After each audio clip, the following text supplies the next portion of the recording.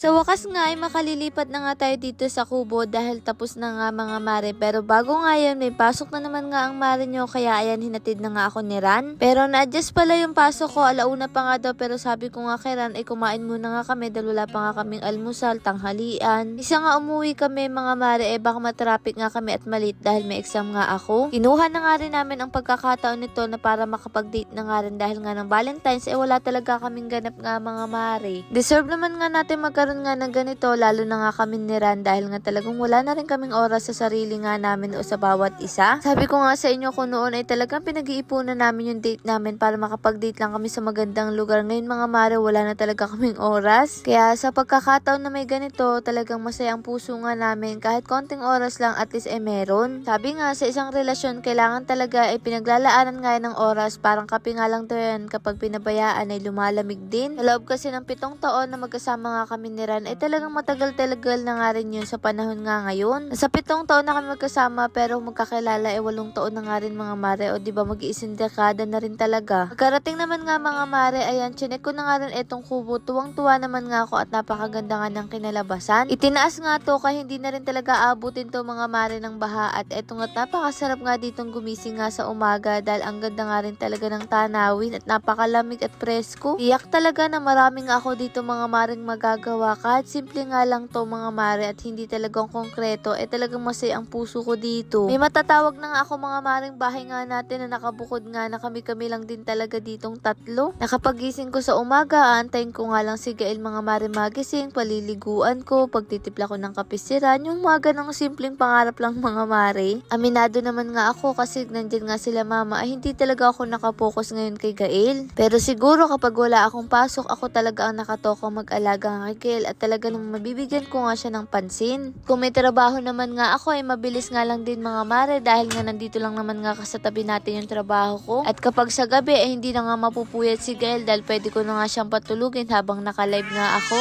At eto nga mga mare, may pabintana pa nga tayo dyan at tuwang-tuwa talaga ako dito at sobrang excited ko na nga rin lumipat. Abay merong bukod serye na yata tayo mga mare pero sa totoo lang diba sabi nga kahit nga sobrang simple lang ng bahay ang mahalaga nga nakabukod ka. Marami talaga ako nababasang ganun. Maganda rin talaga yung nakabukod ka nga sa magulang kapag may asawa ka na. Kumbaga may sarili kang desisyon at syempre may sarili kang kilos. Kaya sobrang excited na nga ako pagandahin pa nga ito lalo mga mare. Lord, salamat po sa lahat ng blessing at syempre sa inyo mga mare. Paano ba yun bukas na lang ulit?